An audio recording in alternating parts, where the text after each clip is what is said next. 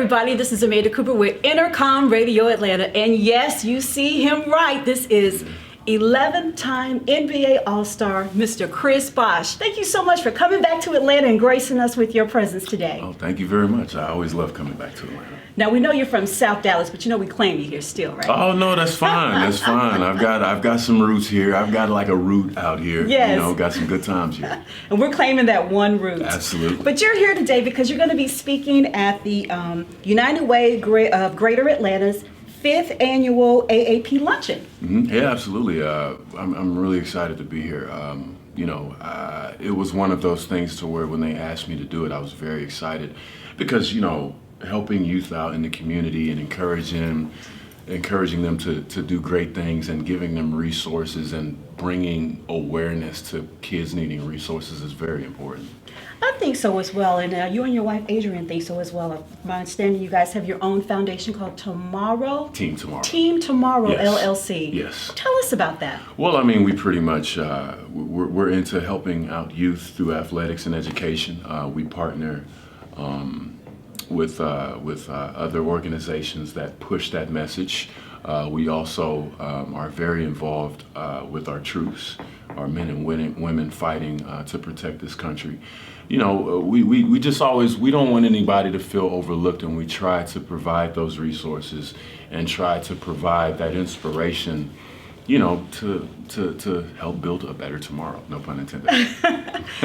Speaking of better tomorrow, let's start back where you all began. You began in South Dallas. Mm-hmm. You went to Lincoln High School. Mm-hmm. You played basketball there.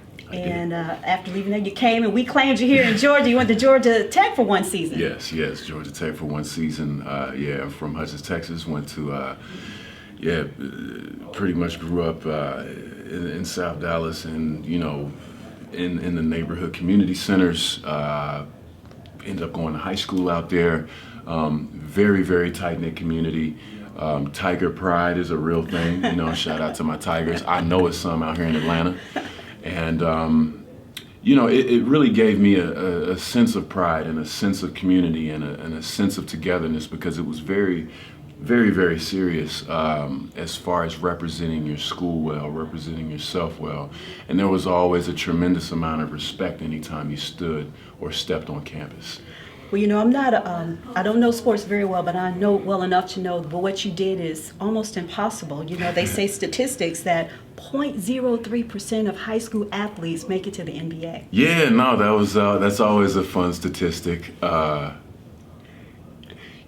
I go throughout my life, numbers are just numbers. It's just a number on a page. It has nothing to do with your aspirations, your goals, or your dreams. And I can tell you numbers on the flip side where I had more than a 99% chance of doing something and it didn't work out. Wow. At least for now. So, numbers are just numbers. I think it's all about the work.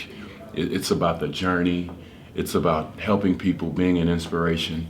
It's about, representing yourself and your family well, whether you play basketball, whether you're taking a test, whether you're speaking, whether you're helping somebody out. It's always about the work that you're doing and not so much about the numbers.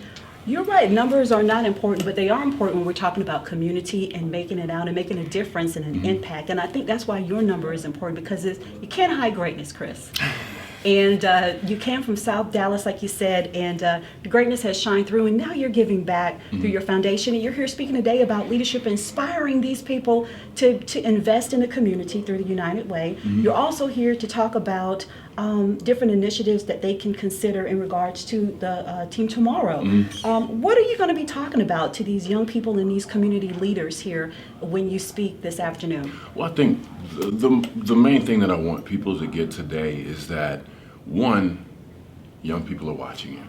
Everything that you do. You might think that what you're doing isn't being seen or isn't being heard, or you have to have this grand, big scale plan.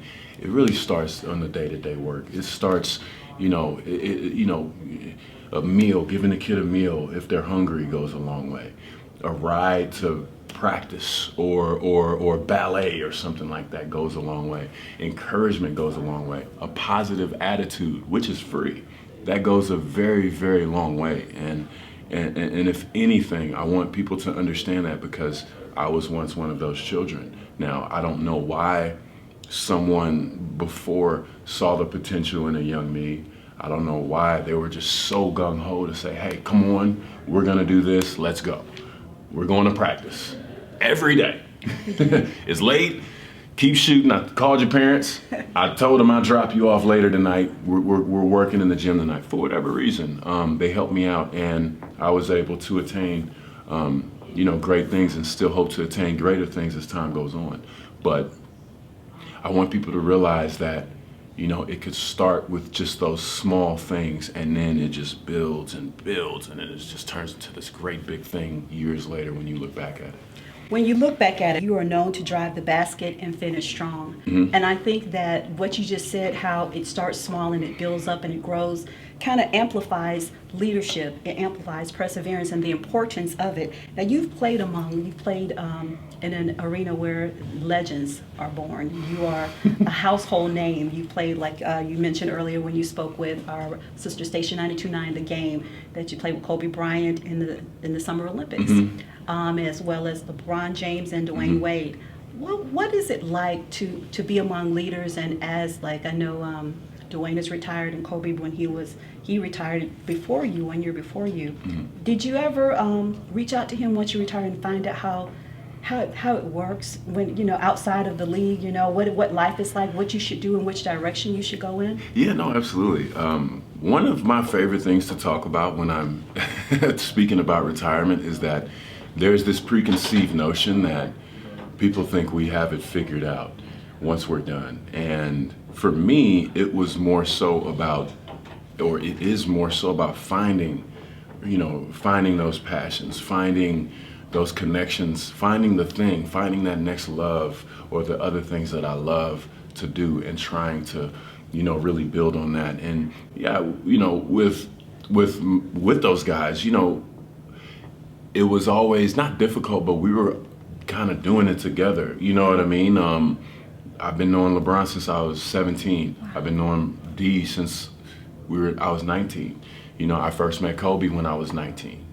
It was just, we were kind of rising through the ranks together and trying to figure out everything together. And you look to your left and your right, and we became teammates. You know what I mean? And it was just this thing where we're always trying to, figure things out and be positive and try to accomplish our goals. And now it's a brand new space. And I think it's very exciting because you can see with Dwayne, he's released a documentary. LeBron has a media company. Kobe, he has done things that people are going to see for the next 30, 40, 50 years. Trust me, and so it's this new world that I think that we're in, that, we're creating these things that's never been created before from athletes, because before it was a little harder. Now the world is your oyster, and I feel that way for everyone, not just athletes or retired athletes, to take that frame of mind and to know that you can create things, and it's a huge responsibility, and you can, make the world a better place. Outside of Team Tomorrow, are you considering opening a school like LeBron James? No, I'm not to that point yet. I'm not to that point yet. But education is hugely important. What he is doing is amazing. Sending kids to college, giving them opportunities that they did not have before, that did not exist in Akron. Now it's a whole new world that exists. But for me, I'm more of like a space age thinker. Mm-hmm. So I know when that opportunity hits me, and when I have that idea, it'll come out of nowhere and it'll be crazy. I'm sure it will. We're in the middle of the cusp of the fourth industrial revolution. Oh, yeah. And as a space age junkie myself, I'm excited for you, and I can't wait to see what you have in store. Thank you so much for talking to V103 here today. It's been a pleasure. We look forward to hearing you speak and inspire people later this afternoon. Thank you very much. Give back, guys. Give back.